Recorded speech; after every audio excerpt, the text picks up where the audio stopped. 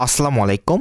লার্নফ্লুয়েন্সি চ্যানেলের পক্ষ থেকে নবম এবং দশম শ্রেণীর মানবিক বিভাগের শিক্ষার্থীদেরকে স্বাগতম এবং আমন্ত্রণ জানাচ্ছি আজকের এই টিউটোরিয়ালে। আজকে আমরা আলোচনা করব তোমাদের ইতিহাস বইয়ের দ্বিতীয় অধ্যায়ের অনুশীলনে তোমাদেরকে যে বহু নির্বাচনী প্রশ্ন, সৃজনশীল প্রশ্ন এবং সংক্ষিপ্ত প্রশ্নগুলি দেওয়া হয়েছে, এই ক্লাসে আমরা সেগুলোর তোমাদেরকে উত্তর বা সমাধান করে দেব। এর আগের অংশগুলি থেকে তোমাদেরকে যে একক কাজ এবং দলগত কাজগুলি দেওয়া হয়েছিল তা আমরা ইতিমধ্যেই লার্নফ্লুয়েন্সি চ্যানেলে এর সমাধান বা উত্তরটি দিয়ে দিয়েছি। আমি ভিডিওগুলির লিংক ডিসক্রিপশনে দিয়ে দিব, তোমরা চাইলে সেখান থেকে দেখে ফেলতে পারো। তো চলো শুরু করা যাক। শুরু করছি পরম করুণাময় মহান আল্লাহ তাআলার নামে। তো এই অধ্যায়ের অনুশীলনে তোমাদেরকে শুরুতে কিন্তু বহু নির্বাচনী প্রশ্ন দেওয়া হয়েছে। 1 নম্বরে বলা হচ্ছে বিজ্ঞানসম্মত ইতিহাসের জনককে। উত্তরটি হবে কিন্তু সোফোক্লিস। 2 নম্বরে বলা হচ্ছে মিশরীয় সভ্যতায় ধর্মবিশ্বাস কেমন ছিল। উত্তরটি হবে ক নাম্বার, জীবনের সর্বক্ষেত্রে ধর্মীয় নিয়ম দ্বারা প্রভাবিত ছিল। এরপর তোমাদেরকে 3 এবং 4 নম্বর প্রশ্নের জন্য একটি অনুচ্ছেদ দেওয়া হয়েছে। অনুচ্ছেদে বলা হচ্ছে সীমা জেলা পর্যায়ের ক্রীড়া প্রতিযোগিতায় অংশগ্রহণ করে, সেখানে খেলার আইন কানুন বিষয়ে বিশৃঙ্খলার সৃষ্টি হয়। খেলার শিক্ষক বললেন যে খেলার নিয়ম কানুন মেনেই খেলতে হবে, তা না হলে খেলার মূল উদ্দেশ্য ব্যাহত হবে। এখান থেকে 3 নম্বরে বলা হচ্ছে জেলা পর্যায়ে খেলতে গিয়ে সীমার কোন সভ্যতার কথা মনে পড়ে। উত্তরটা হবে কিন্তু খ নাম্বার, গ্রিক। 4 নম্বরে বলা হচ্ছে খেলার শিক্ষকের মনোভাবে প্রাচীন সভ্যতার আইনের যে শাখার সাথে সম্পৃক্ত তা হলো নিচের খ নাম্বারটি, অর্থাৎ পুরোহিতগণ তৈরি করেছিলেন, তাই তো। আচ্ছা, এরপর তোমাদেরকে কিন্তু একটি সৃজনশীল প্রশ্ন দেওয়া হয়েছে, তাই না? আচ্ছা, তো চলো আমরা সৃজনশীল প্রশ্নের উত্তরটি দেখে ফেলি। সর্বপ্রথম ক নম্বরে তোমাদেরকে বলা হচ্ছে প্রাক ক্লাসিক্যাল গ্রিক সভ্যতা কাকে বলে। উত্তর দেখো, প্রাক ক্লাসিক্যাল গ্রিক সভ্যতা খ্রিস্টপূর্ব 1200 থেকে 700 অব্দ পর্যন্ত সময়কালকে প্রাক ক্লাসিক্যাল গ্রিক সভ্যতা বা আদিম গ্রিক যুগ বলা হয়। এরপর খ নম্বরে বলা হচ্ছে কোন চিত্রলিপি হতে প্রাচীন মিশরের অনেক ইতিহাস জানা যায়, ব্যাখ্যা করো। উত্তর, হাইরোগ্লিফিক চিত্রলিপি প্রাচীন মিশরের অনেক ইতিহাস হাইরোগ্লিফিক বা পবিত্র লিপি নামক চিত্রলিপি থেকে জানা যায়। এই লিপিতে প্রায় 700টিরও বেশি চিহ্ন ছিল, যা মূলত ধর্মীয় ও প্রশাসনিক কাজে ব্যবহৃত হতো। এই লিপি পাথরদ্বারের ফলেই প্রাচীন মিশরীয়দের জীবনযাত্রা, ধর্মবিশ্বাস, রাজাদের কাহিনী এবং তাদের জ্ঞান বিজ্ঞান সম্পর্কে বিস্তারিত জানা সম্ভব হয়েছে। এরপর গ এবং ঘ নম্বর প্রশ্নের জন্য আমাদেরকে কিন্তু একটি উদ্দীপক দেওয়া হয়েছে। উদ্দীপকটি আমরা একটু পড়ে ফেলি, তাহলে খুব সহজে কিন্তু উত্তরগুলি করতে পারবো। দেখো, এখান থেকে দুটি দৃশ্যপট দেওয়া হয়েছে, দৃশ্যপট 1 এবং দৃশ্যপট 2।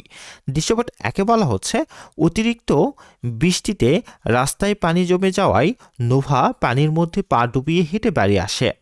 তার দাদু বললেন একটি প্রাচীন সভ্যতা ছিল যাদের শহরের পরিকল্পনা এমন ছিল যে বৃষ্টিতে কোনো জায়গায় পানি জমে থাকতো না। দৃশ্যপট 2, জিওগ্রাফি চ্যানেলে চিকিৎসা বিজ্ঞান নিয়ে প্রামাণ্য চিত্র হচ্ছিল। জারিফের বাবা জারিফকে বললেন এক সভ্যতায় চিকিৎসা বিজ্ঞান এত বেশি উন্নত ছিল যে তারা অপারেশন পর্যন্ত করেছে। তো এখান থেকে গ এবং খ নম্বর প্রশ্নের উত্তর আমরা একটু দেখে চলো।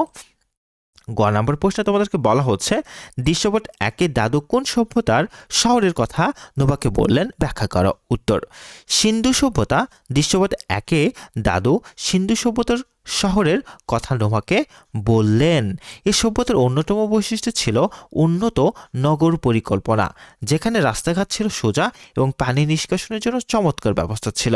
প্রতিটি বাড়িতেই শৌচাগার ও কুয়া ছিল এবং নোংরা পানি সরানোর জন্য ঢাকা নর্দমা ছিল, যা বৃষ্টিতে পানি জমতে দিত না। এই শহরগুলোতে প্রতিটি বাড়িতে নিজস্ব স্নানের জায়গা এবং ছোট ড্রেন ছিল, যা পাকা ইটের তৈরি ঢাকা প্রধান ড্রেনের সাথে ড্রেনের সাথে সংযুক্ত থাকতো। রাস্তাগুলো ছিল সোজা এবং প্রশস্ত। জ্যামিতির জ্ঞান ব্যবহার করে তারা চমৎকার নগর পরিকল্পনা তৈরি করতে পেরেছিলেন। জনস্বাস্থ্য ও পরিচ্ছন্নতার প্রতি এই সচেতনতা প্রমাণ করে যে সিন্ধু সভ্যতার অধিবাসীরা উন্নত ধরনের নাগরিক সভ্যতায় অভ্যস্ত ছিল, যা সমসাময়িক অনেক সভ্যতার তুলনায় উন্নত ছিল। ঘ নম্বরে তোমাদেরকে বলা হচ্ছে দৃশ্যপট 2 বর্ণিত সভ্যতার চিকিৎসা ব্যবস্থার সাথে অন্যান্য সভ্যতার চিকিৎসা ব্যবস্থার তুলনামূলক আলোচনা করো। উত্তর, সিন্ধু ও মিশরীয় সভ্যতা দৃশ্যপট 2 বর্ণিত সভ্যতাটি হলো সিন্ধু সভ্যতা, যেখানে উন্নত চিকিৎসা ব্যবস্থার প্রমাণ পাওয়া যায়। তবে প্রাচীন চিকিৎসা বিজ্ঞানে মিশরীয় সভ্যতার অবদান ছিল সবচেয়ে বেশি। সিন্ধু সভ্যতার হাড় জোড়া লাগানো, দাঁতের চিকিৎসা এবং অস্ত্রোপচারের প্রমাণ মিলেছে। অন্যদিকে মিশরীয়রা মৃতদেহ মমি করত, যা তাদের শরীরবিদ্যা সম্পর্কে গভীর জ্ঞানের পরিচয় দেয়। তারা বিভিন্ন রোগ নির্ণয় ও প্রতিকারের জন্য ভেষজ ঔষধ ব্যবহার করত এবং শৈল চিকিৎসায়ও পারদর্শী ছিল। অন্যান্য সভ্যতা যেমন মেসোপটেমীয় বা চীনা সভ্যতাও চিকিৎসা পদ্ধতি ছিল, তবে মিশরীয় ও সিন্ধু সভ্যতার মতো এত উন্নত ও পদ্ধতিগত ছিল না।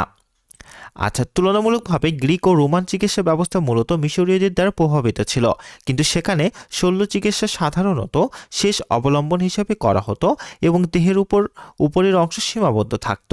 মিশরীয় ও ভারতীয়দের মতো তাদের এতটা সুনির্দিষ্ট ও উন্নত শৈল চিকিৎসা পদ্ধতি ছিল না। সামগ্রিকভাবে প্রাচীন মিশরীয় ও ভারতীয় সভ্যতার চিকিৎসা বিজ্ঞানে, বিশেষ করে শৈল চিকিৎসায় অন্যান্য প্রাচীন সভ্যতার তুলনায় অনেক বেশি অগ্রসর ছিল। এছাড়াও তোমাদের এখান থেকে সৃজনশীল প্রশ্ন উত্তরগুলি, আমরা কিন্তু সৃজনশীল প্রশ্নের উত্তরগুলি তোমাদের বইয়ের বাইরে থেকেও তথ্য দিয়েছি, যাতে সৃজনশীলটি খুবই সুন্দর, মার্জিত এবং নাম্বার পাওয়ার একদম উন্নত উপযোগী হয়।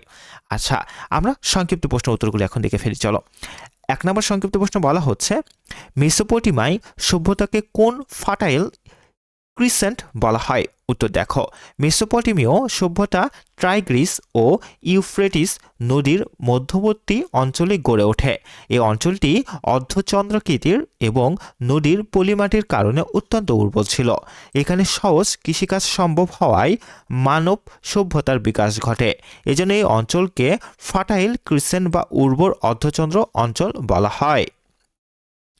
2 নম্বর বলা হচ্ছে যে মিশরকে কোন নীল নদীর দান বলা হয়? মিশরের প্রাকৃতিক পরিবেশ ছিল মূলত মরুভূমিময়। নীল নদীর বার্ষিক বন্যা পলিমাটি এনে জমিকে উর্বর করত, ফলে কৃষিকাজ সম্ভব হতো। এছাড়া নীল নদ যোগাযোগ, পানীয় জল এবং জীবন ধারণের প্রধান উৎস ছিল। তাই গ্রিক ঐতিহাসিক হেরোডোটাস মিশরকে নীল নদীর দান বলে অভিহিত করেছেন। 3 নম্বর বলা হচ্ছে কোন সভ্যতার তথ্যাদি সোনার পাতে লেখা হয়েছিল সে সম্পর্কে লিখো। উত্তর, মেসোপটেমীয় সভ্যতার সময়ে গুরুত্বপূর্ণ ধর্মীয় ও রাষ্ট্রীয় তথ্য সোনার পাতে লেখা হতো বলে জানা যায়। এছাড়া কিউনিফর্ম লিপিতে মাটির ফলনকেও তথ্য লিপিবদ্ধ করা হতো।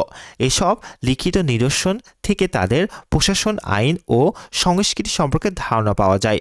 4 নম্বরে বলা হচ্ছে পেরিক্লিসের সময়কে গ্রিক সভ্যতার স্বর্ণযুগ বলা হয় কেন? পেরিক্লিসের শাসনামলে গ্রিসে গণতন্ত্র সুদৃঢ় হয় এবং শিল্প, সাহিত্য, দর্শন ও স্থাপত্য অভূতপূর্ব উন্নতি ঘটে। এ সময় পার্থেনন মন্দির নির্মিত হয় এবং সক্রেটিস, সোফোক্লিসের মতো মনীষীরা খ্যাতি অর্জন করেন। সামগ্রিক উন্নতির কারণে এই সময়কে গ্রিক সভ্যতার স্বর্ণযুগ বলা হয়। এই ছিল তোমাদের জন্য আজকের এই আলোচনাটি। ভিডিওটি ভালো লেগে থাকলে লাইক দেবে এবং অবশ্যই লার্ন ফ্লুয়েন্সি চ্যানেলটিকে সাবস্ক্রাইব করবে। ভালো থেকো, সুস্থ থেকো। আসসালামু আলাইকুম।